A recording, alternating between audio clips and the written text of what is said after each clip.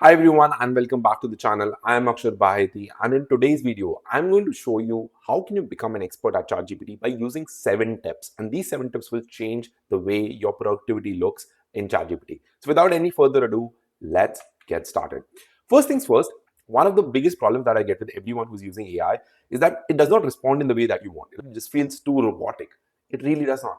You just need to know the trick. So if I right now go ahead and say explain me LLM, and I go ahead and do this, right? It will technically explain me LLM in a format that is a bit simple and everything else, right? Again, and I don't want that, right? I don't want a simple conversation. I have a decent understanding about AI and understanding about what I need to do. So for that, I can go ahead and click on personalization. So you click on your photo, you come here and you click on personalization. And here you see the personalities node, right? But it's still not detailed enough. So I can come here and I'd be extremely technical in your response, right? And I'm going to just write this and save this, right? And then if I just copy and paste the same response in a new chat now and paste this, you will see the conversation and the response would be much more highly technical, right? Again, you start with the architecture, right? Which is something that we did not get before also. Now, again, I did not expect it to bring out the mathematical equations, but that is how you can explain it what you want. You see, same answer, same model, just one instruction is the difference. So let's write personalization, what you should actually be. So one thing is, obviously, I want it to be extremely technical in your response. Ensure we are always sticking to the topic and be very clear any steps and why we are taking that. So for example, if you're asking it to help you to build something or XYZ, and you can also add some things like this. So you can, if I just put a full stop here and add this, you can select chatty, so be talkative and conversational. I don't want that at all. Straight shooting is something you can tell it like it is. Don't sugarcoat responses. This is pretty good. These are some stuff already configured by OpenAI, so you can select that. I'm just going to write my name, right? In occupation, please, if you're a software engineer, don't write just software engineer, okay? ChatGPT does not know anything about you right now. You need to write, if you're a software engineer, what do you work on? So maybe you are a full stack engineer. Explain your stack also. So is it Python, whatever. But in my case, I had a team of engineers, so I'm just going to write, I had an innovation center and the Adeco group, and leading a team of 15 engineers. I can also write and ensure to make the spelling of innovation correct. I can also write one more thing, which is very simply, I'm a YouTube content creator. More about you, I can write a couple of things. I will just quickly say, I'm highly interested in technical topics, also interested in new AI technologies that keep coming in, and ensure that, whenever you are trying to respond to me, respond in a proper format, in a structured way. Make sure that we are not using a lot of emojis. Make sure technically no emojis are there in kind of text. I use you a lot for content creation and writing code. So ensure when we are describing that to follow a specific pattern and also recognize the best practices that exist on either of those planes. Okay, saved. And now if I go ahead and start explaining, let's try the same response. Let's strip it down to the bones. And that is a very new thing. Again, it starts with architecture and everything else. But the point is now it understands what we're talking about, right? It also understands a bit more about me. It knows my name, right? You can simply go ahead and ask me, what is my name? Right? And you will know that it has access to your instructions. Your name is Akshat Bahety, and you should be happy. You can customize it in any way you want. And this is the best way to, instead of writing it every time in the prompt, you can add custom instructions that really, really define it. Let's come to the next tip. Now, another thing that I love to use is projects. Now, if you don't know what projects are in ChatGPT, you are missing out on such a massive thing. I can't even explain it to you. But very simply, if you see projects, is something that I use a lot. You see like Akshat Content, Akshat Professional Summary, a lot of those things, right? Agent interactions and stuff like that, right?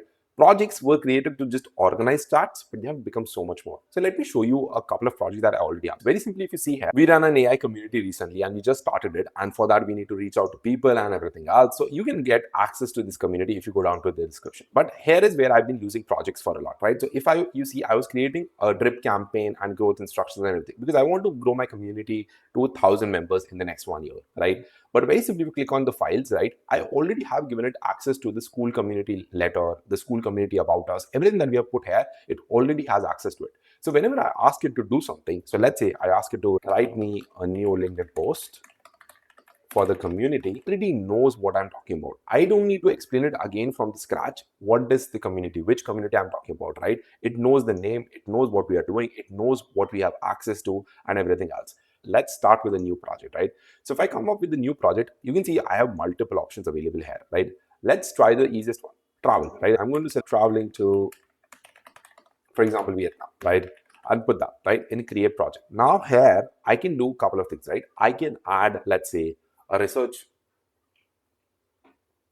And once the project gets created, you have this option, you new chart and Talung to Vietnam. You can add files, but the first thing that you want to technically do is edit the instructions. So you can come here and explain what you wanted to do. For, let's say, if I want a travel project assistant, I want to describe you that I'm going to be traveling to Vietnam in the next week. Ensure to give me a response based on my tickets and the itinerary that you have for me. Even when we are trying to discuss new places where I want to go, ensure that those get saved in memory so you can reference them when we are having another. So now it's Vietnam, right? So let's say you're traveling somewhere, you can explain how you wanted to respond, right? And every time we are trying to respond, every time we are going to have the conversation, it knows where we are going, it knows what it has access to. So now I can simply go ahead and also add files to it, right? So I can go ahead and bring up an itinerary that I've seen online, or I've seen some reference material. So if I go to Condé Nast, Vietnam, and if I search that, you'll see I can technically input that as a file. I can put into this as a PDF and upload that as a file. It is about giving access to things here. So again, you can add any file that you want here. And that's the idea, right? Again, you can add different files, codes, images, whatever you want, right? And that is the beauty of using project. So let's say Vietnam for visa for Indians, everything you need to know. Visa is an important part of the process. I'm going to print this, save this as a PDF, right? And very simply keep this in my folder. Come back here. I'm going to click on add files, add a file here. So I can go ahead, select, and now I've added a file, Vietnam visa for India, right? So now it has a reference to a project file. I can add my tickets here. I can add my itineraries here. I can add my visa documents here. So anytime I need access to this, I can just go to the chart and say, where am I supposed to be at this time? And it's pretty much going to be better organized, but this is just a simple example. I use it for community stuff. I use it for proposal building and everything else, right? So just put everything in a single place. I come to the same project every time and just ask it to do stuff. So if I ask right now, again, what is the visa process? It obviously already had access to visa process details, but this just gives it a bit more insight. So ensure to use projects for organizing it, but also use instructions to ensure on how you want it to respond. And that is just super cool. I use it all the time, and it's probably one of the best things that you can do. So you can see it referred to the file, and it's now going to give me all the details that I need, visa and everything else. Okay, so now let's come to another one of my favorite features, which I have been using a lot, is to technically schedule a task. Now, what is a task? And it's super cool, right? As you can see, I have a couple of tasks here. So this is Q4 quick weekly check-in, right? This is technically when ChatGPT creates a message to me and sends me to check in with what the progress has been for the Q4 of 2025. This is about my personal goals and everything else. But the another option that you have is send in your top headlines. Now, this is a pretty simple task, but also a pretty cool one, right? I like to read business news a lot and I like to be updated about it, but sadly, I don't have the time always. So I can go ahead and tell ChatGPT that I want you to figure out what the best news is on business, tech, and finance and send it to me daily at 2:10 a.m. Mostly I wait till land. We can also switch the time here and you can make it 10:30, 10:45 a.m. and say that. You can make it daily, weekly, annually, anything that you want. So to create a task, it's pretty simple, right? I can just save it. It takes a couple of seconds these days for all of this to work. Okay, so now what you can do is come back here and just describe the task that you want, right? So I'm going to ask ChatGPT, go ahead and create a task to send me daily updates about education news in US and China. What is coming up in AI education, right? And now it will go ahead and create a task automatically on that specific requirement. So give it a second. I have no idea why it's thinking longer for a better answer. It should have just done the task, but creating automation task, and it has done that. And you can see that I'll send you a daily summary at 8:30 IST. I don't want it by 8:30 IST. I can change this. I can want it at like a bit later into the day. So let's say like 6:30 p.m. And now you have the education task and everything else created, and it will send me every time. You can use this for a lot of things, right? One of the things is obviously news updates, but another cool thing that you can do with it is like make you remind about something, or send you a new gym plan every day, right? Or send you a new recipe for food every day. The ideas are endless. You can even ask it, describe 10 more tasks that would be beneficial to me. Right now, it can go ahead and figure out, okay, here are 10 more tasks that I need. So, funding and startup tracker, tech integration, community growth pulse, AI scan, a lot of other things, right? It's not perfect, like it can't integrate with everything else, but it can still give you a bit more understanding of the work that you're doing and also keep you updated, keep you on the pulse. Like my Q4 weekly check ins help me a lot. So, again, with that, let's go to the next one. Okay, so one new thing that ChatGPT added, and if you click on settings, is you will come to connectors. And connectors are these beautiful things that I'm telling you, you will love this.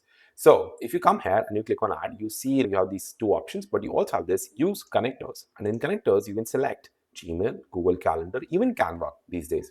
But the one thing that I can do is very simply, I can ask it to technically select and find me my calendar events, and it can go ahead, access my Google Calendar and bring out the events that it already knows are available in the next 1 2 days or something like that, right? Whatever is available on the calendar. I don't think that has access to my work calendar, but let's see what it comes back with, right? So it will go ahead and try to retrieve the calendar details. As you can see, it has started searching between September 21st to 28th in the Google Calendar, and it'll bring out 8 events. Now, some of these events are technically going to be blurred out for privacy reasons, but the idea is that you can ask it to do a ton of these things. So again, I had a conversation with one of my friends, and then you have other calendar events which I am not going to show, because okay, some of these events are obviously going to be blurred because then, but you can still see you have the time, you have the location of the calendar, and then you get this, right? You get these details and everything else, and it's pretty cool that you can get this information. So again, some access, it probably has read accesses because Gmail has, you can see this what access it has. Yeah, so you can see it only has access to looking up events, and that's fine. You can click on every one of them and you can see Gmail, find and reference emails. It does not have access to writing anything right now, so that's fine. I've mostly been using it with a couple of more tweaks, so you can do a bit more. But connectors are super useful. You can reference your Google Drive files. I think that's one of the most cool things, because then I don't need to keep dragging and dropping files. I just go ahead and select from here that I just come here and select apps from Google Drive, and you can select stuff from Google Drive here. So again, it's a lot cooler and a lot fun if you're adding it with connectors.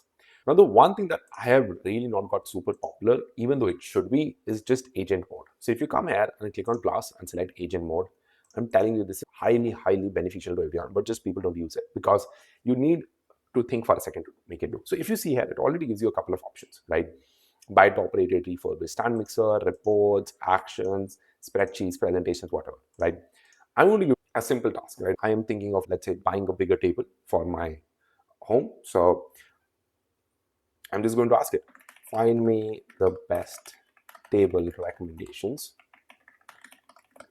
in India for a home office setup,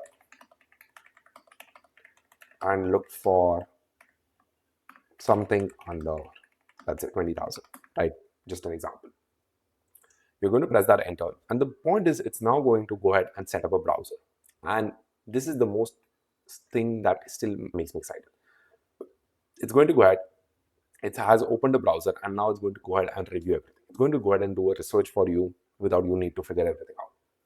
You will see, like, it will try to find Amazon. It will get blocked because Amazon will not allow OpenAI to search their stuff. But that's fine. It will go ahead and figure it out. It will bring out the stuff. And the point is, you don't need to be here. We can just open another ChatGPT new chart, and it's fine. We can run another page, and it does not matter. You don't even need this to be active. But I'm going to show this to you guys in a second.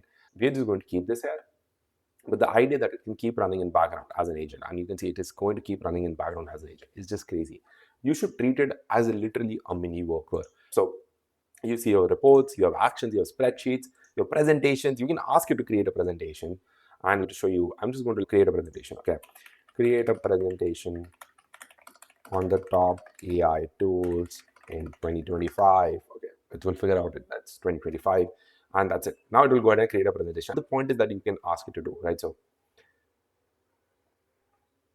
I will just say 5 slides and mostly application tools for AI productivity. And we'll go ahead and technically now start creating stuff. Let's see what comes out as an output. But let's come to another part, which is something that I love to use and technically start my journey there whenever we are trying to do something bigger and better, is by clicking this beautiful thing, deep research. ChatGPT's deep research is one of the most underrated features that they've created. It creates reports in such a detailed format and in a specific format that you want. That's mind blowing. It takes 8 to 10 minutes to run, but the point is the reports are beautiful. So we're going to ask you to create a report, right? And I want to talk about a couple of, and I'm going to ask it for an interesting report, right? Let's say we're creating a new brand for educating people in India, right? Educating specifically on AI education. What price point do we enter at? What are our competitors? What is already happening, right? So let's give that. And I'm going to describe what I exactly want. I want a detailed report specifically on AI education opportunities in the country. So that's India. What is currently happening? Which schools are offering AI education courses? What is the price point that they have it? What are the other competitors which are not universities and schools but edtech platforms or edtech startups which are trying to offer AI education? What has been the success report? What are the outcomes that they're performing? And ensure that when you are bringing all of this up in a detailed report, define decent thesis, but also add detailed graphs and presentation images so that I can understand it in a more interesting format, and also I have fun while reading the report. So now mostly I will not say that I should have fun reading the report somewhere, but also add graphs and presentation images, right? And I'm going to do that and press enter. Now it's going to go ahead and create a report for me in the specific format that I want. So it will now start its research, and I'm telling you, it's just crazy, right? It's really, really crazy. Now, one thing I'm coming here, right, again, if you see it's trying to create an image and a presentation. If you want to input something else here during the agent mode, so this is, so if I come back to our presentation slide on the agent mode where it's trying to create a presentation, let's say you want to add one more slide and you have forgotten, you don't need to wait for agent to complete. You can say add two more slides about AI taking over the workforce, right? And I'm going to enter that. And the point is now it has got updated instructions. So it will take those instructions and add that into the slide it was making. You can just go back to that and tell it what you need to do. And we'll go ahead and start processing again. It's just pretty crazy. With that, let's come to our final tip and also the probably one of the best ones, which I really love, right? Come here and select Canvas. Because you have Canvas selected, it will go ahead and start creating a tic-tac-toe game as a program that we can actually play. So if you see, I've already selected mostly ChatGPT 5 just to make sure that all the answers are pretty fast. But for something like Canvas, I will technically choose thinking always, because thinking allows you to create a much better model. It will go ahead and research a bit more and come back. So it will build a Star Trek theme stuff. It will take a couple of seconds and then come back. As you can see, because of auto, it has automatically decided on thinking a bit more, and that's fine. Let it come back and think. But till this is happening, let's come back to the table recommendations that we asked for ChatGPT and see what it has come out with. So if you come back and see here, home office desk options, and you can also see it has worked for 4 minutes. You can see all the research that it has done, right? So if you come here and just play this, right? If I just click on play, you can see everything that it was doing. So it was searching for stuff, it find a couple of things and everything else. And then it improved, it created a list for us. It also has a methodology of researching stuff. So you have a white Mulberry premium sit stand desk, right? You have a Relion ergonomic desk or something like that. And the best thing is you can click on this and find a couple of things. It researched a couple of articles and found something there. And given that you have a report and do this, you can research a ton. You can ask it to research insurances for you. You can ask it to research stocks for you. But again, please, obviously, to use your own brain. I don't think I need to tell that to you. But the point is, it gets you a very detailed report, a very detailed finding by searching the web and everything else and utilizing so much more stuff. So yeah, go ahead and try this out, and I'm pretty sure you will be amazed at the stuff that it can actually do. Okay, but with that, let's come to the second option that it was trying to create. Okay, perfect. If you can see here, we have the code ready. And in Canvas, the one thing that you can do is you can just click on preview. And because you're clicking on preview, it will load up the game right here. You don't even need to do anything. It will load up the game. So that's what it's doing, setting up the whole package. And actually, let's see how it looks like. So you have Federation and Klingon. So if you don't know Star Trek references, that's fine. Federation move. This is Klingon. And I'm going to zoom out so we can see it better. I don't want to lose the first game. So, and I think it's a draw. You can see there are a couple of cool things. You select which you want to play, stalemate the neutral zone holds and everything else. It tried to add a small cute theme, right, which is not bad. And you can see one draw. It also has some kind of stuff, but like basic, simple design, simple stuff. It's a tic-tac-toe game. I'm not expecting anything else. So Federation to move. Let's see. So Klingon is here. I want this. Nope. Nobody's going to win unless someone makes a mistake. So the neutral zone holds. I would like to see what happens if I win one. So let's see. Okay, I don't think we are going to win, and it's a point across. But the point is, Canvas is one of the best things that you can do to run stuff. It's not only for writing code, you can also use the Canvas to write longer paragraphs or essays in a much more simpler way. And given that it's running here, even change stuff. You can even change stuff in the code and everything else. Another point is that agents and deep research takes time. So, for example, if you come here, deep research is right now at 50%. An agent right now is still doing, like, it's still searching through and everything else, right? So both of these tasks are something that you can just let them do and come back to them rather than waiting for them to happen, because you will just keep waiting for a very long time. Okay, so it created a presentation which is not looking great, but that's fine. I will not hold it against this, right? But it's a presentation, very basic. I used image automation to some level and some stuff. You can see what it has done.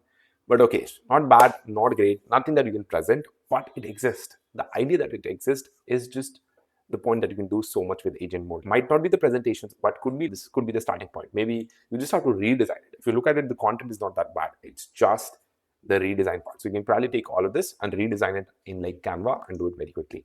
You can also reference Canva, but it can't continue with it and allow this to do. But it can reference it to get data. It can't do anything right now unless you have logged in into the browser using agent mode. But that's fine. And I already have another video on how to use agent mode perfectly linked there. So you can go ahead and check that out. Let's wait for the research report. I can also do one thing for showing you that to you. I can click on stop and it will technically bring me the research, but I want to let's see what comes out as the final one. So if you want to sometimes get a faster report, just click on stop, but you can see, oh, it's already done. I did not click stop. And you have a research, right? So let's see, like, again, this is that report. I don't like to read it like this. It feels it is pretty long. Obviously it has to be, but like the better option is technically you can download this or share this as a link. So if you download this as PDF, right, and you will get a beautiful report which is here, and you get this AI education opportunities, and you have rising talent and recent demands, university programs in AI and machine learning, India's first edtech platforms and upskilling program, and a lot of things, right? Again, everything is included. It even has the pricing, it has this. It did not create the tabular structure that I wanted, but that's fine. I think they are working on it. Report wise, it covered everything that we talked about, right? Room for new entrants. You can see what we can. Targeting tier 2, tier 3 cities is actually better than targeting tier 1 and everything else. And it has all the resources. Just to tell you, I think it has 80 resources. It has referenced 80 to 100 of these guys. We are at 87, you can see that.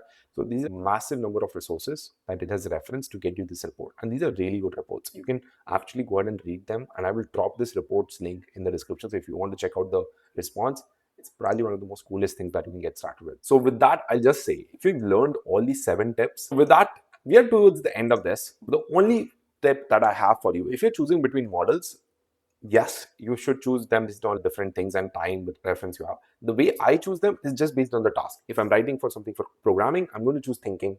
If I'm doing something very quick and just asking quick questions, I'll just leave it with instant or auto, because that's the fastest way to get answers back. So that's the last tip that I have in this whole thing. But if you really enjoyed this, please hit that subscribe button, and you can go ahead and check out the community in the description below and comment me what would you want to see next. It really helps me out a lot and does not cost you more than a second. Please go ahead and do that, and I would love to see you in the next one.